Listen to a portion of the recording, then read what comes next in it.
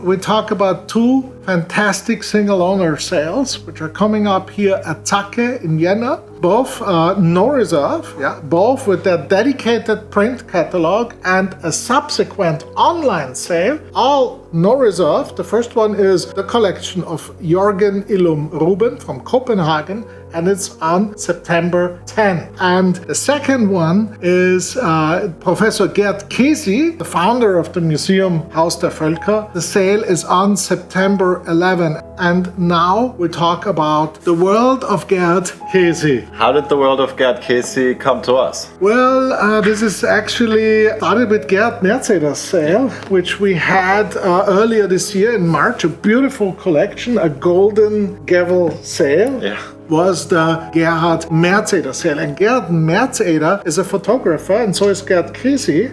He's a collector. He founded a museum, the Haus der Völker. He's a film producer. He produced, I think, more than 40 films, featured films. Many of them were shown on National Geographic, on Arte, on Sky, all over the place. He's a photographer, very skilled photographer with many solo exhibitions. He's a creator and lots of other things. The first time Gert Chesi came to note is actually when he traveled to Gabon and met Albert Schweitzer. That's right, he was actually one of the very last people to photograph Albert Schweitzer. And after Albert Schweitzer's death in 1964, these photographs, of which you see some here in this catalog, became highly sought after. Here we see actually Albert Schweitzer on the right, and on the left get the young Gert Chesi with his camera. That's right. From there, he started to explore Africa, basically on the legacy of Albert Schweitzer. And here's a photo also of Gert Mercader, I can see. That's right. That photo was taken by Gert Chesi. This one was taken by Gert Mercader. And this is one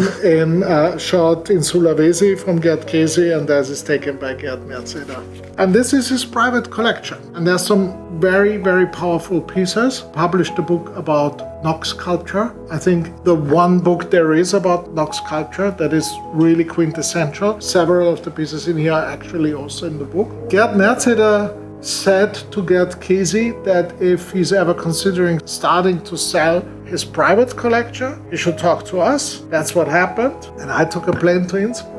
Yeah. And I went there. I met a very interesting man. We had breakfast at his cafe, the Café Hermitage, which he founded in 1964 in Innsbruck. It was the first jazz club in Austria. And he showed me a wall with all these black and white pictures of all the big guys who played there. Because it was so popular in the jazz scene that guys like Herbie Hancock, Chick Corea, Duke Ellington, when they played in Europe, they used that place to warm up for the tour. It's famous and it's still around. It's crazy. So we had breakfast there. And then we went to his warehouse and to his house, which goes across several floors, and he showed me his collection. I said to him, look, this is a single owner sale.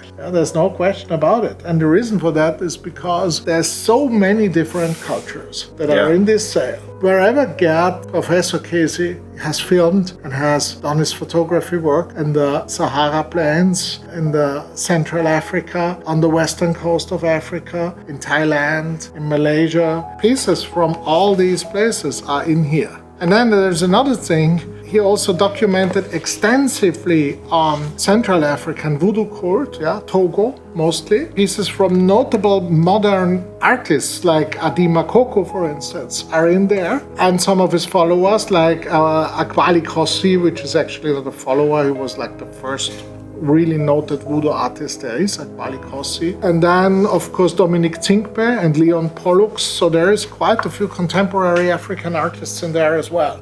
We normally don't do contemporary art at Zacke because we are focused on transitioning antiquities from one keeper to the other. But this is different because it's a whole world that Gert Chesi has created. I think this is a once-in-a-lifetime opportunity to dive deep into this world. That's exactly what it felt like. When you did the catalog. Of course, there's a lot of things in here that usually don't find their way into our gallery or onto my desk. It was a great learning opportunity. How did you experience cataloging, for instance? Let's start maybe with the knock pieces. I know it was quite difficult to get them all tested in time. So we had this done by Oxford Authentication, no less. And because some of them are restored and some not, we took at least 3, 4, and sometimes 5 samples for each piece. And Helen Mason did the drilling job herself for Oxford. Some of them came back with like 5 positive samples, 4 positive samples. Really, really strong evidence. So this piece here, which I find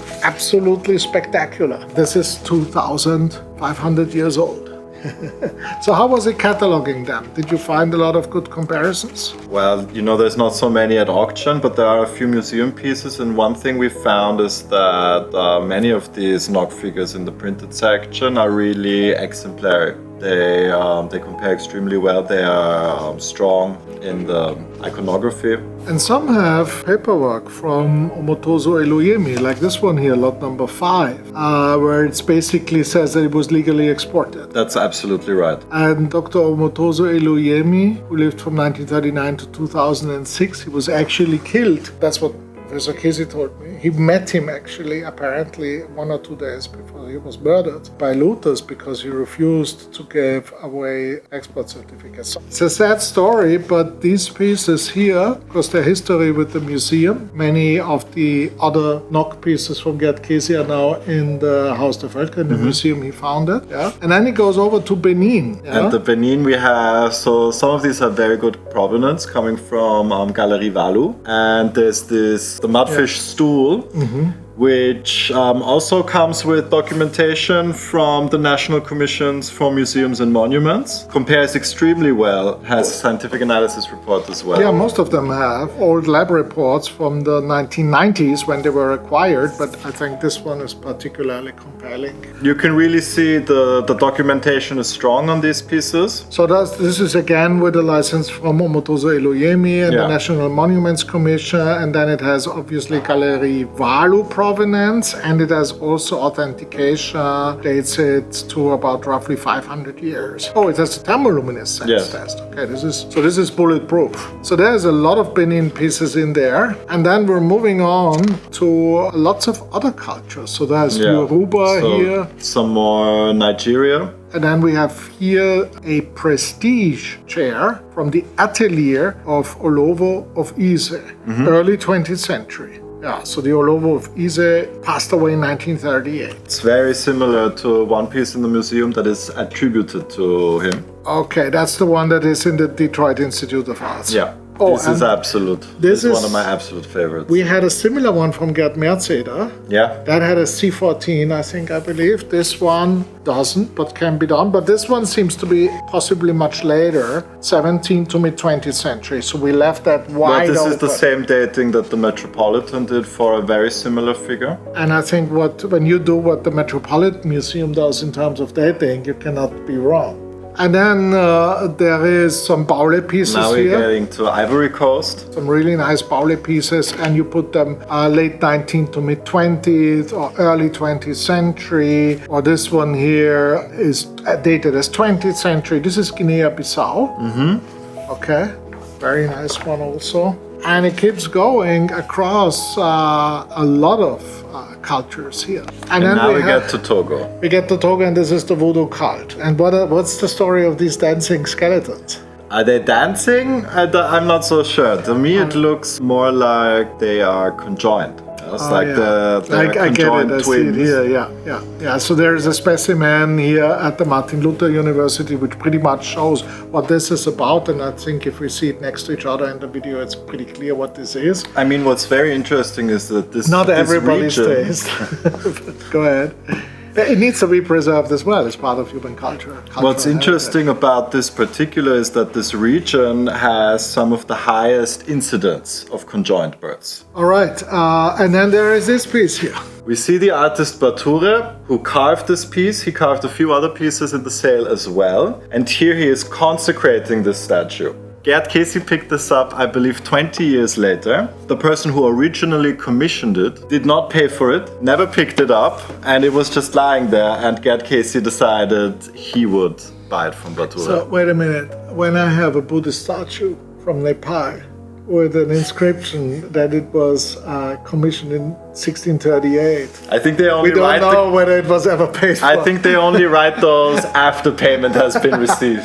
So, and then we come across modern voodoo card. Yeah, here also we have Adima Koku. He is a living artist. Car paint is what he uses to paint his figures. Yeah, well, why not? That's the question. Yeah, sure. He uses car paint. I can tell you Gert used car paint too for some of his work. So he's in good company. And then there is Chesi also, another famous artist who has passed away since and who has a strong outprice record, by the way. And then there's Leon Polus. These are also so beautiful. Yeah, these are exceptional. And amazing. The heads are made from pottery, the terracotta, and the bodies are wood. The necks are also wood, but they're painted, and so you cannot really tell. And I was very close to them with the magnifying glass to really see where does it start, where does it end. All right, and then there is Dominic Zinkbe here. Yeah, amazing artist. And we have, I think, four paintings from him. I believe and 5 or 6. Yeah. And what do we know about him? No, this is Leon Polus, and here we have Dominic Zinkbe. This is Dominic Zinkbe. And what can we say about him? Well, I find his paintings to be absolutely mesmerizing. If I look at the figures, it's so powerful and yet so quiet. Yeah, really strong. Also, of course, with a strong outprice record, so it's a noted artist. Yeah. And then we move on to the Asian art section. Yeah. And here we have Chola fine Chola figures. There's Chola granite, and then Nandi is here again. Nandi. Yeah, I love this one. We had one in the Mercedes collection of a really nice Nandi Khmer, and then we have, this is also a nice lingam. The lingam, and the next is the lintel. Yeah, spectacular. A large lintel. And then we have some a couple of pottery, and this one, you can see these two are completely broken and reassembled. Which is normal for Which is completely normal. Most of them are. And this one probably has some repairs as well, although they're very sensitively done and hard to spot, and looks to be in much better condition than most of the banchan. And I think there's a couple more also in the online sale. Of course. Right? This is actually Suze's favorite here. The one with the fan or the mirror. Yeah, he's looking in a mirror, through a mirror. Quite spectacular piece. Ratanakosin Kingdom. Quite special.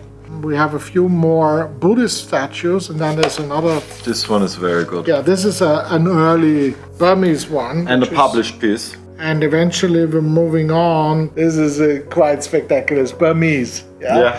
Some old pigments there, but really nice study of a monkey on a tree stump. I have to say here, I was extremely surprised to actually find something similar in the world. In Cambodia, made out of a tree.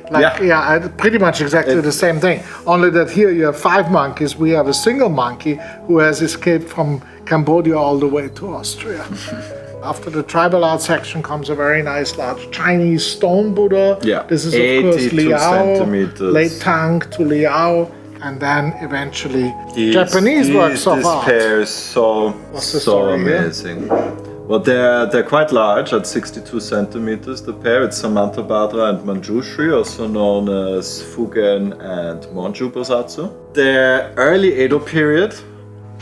We have late Muromachi, you wrote late Muromachi to early Edo. And then there is this one here, of course, spectacular. Yeah, this one's a meter tall, over a meter tall. And this is 17th to 18th century, second half of Edo period. And the sale eventually closes with 2 samurai armors. And then, like the Rubens sale, also this one has a strong online part that comes after it. Very, very good pieces. Again, we had the problem, we were tied to 150 pages for this catalog. And so we carefully choose 101 objects that go into it. There is, I think, 150 more or so coming up in the online sale. And everything, just like the Jürgen Rubens sale, is with no reserve. Enter the world of Gert Chesi, and maybe you find something. If you do, I wish you good luck in bidding at the auction on September 11th, 2026. Good luck in bidding. All right.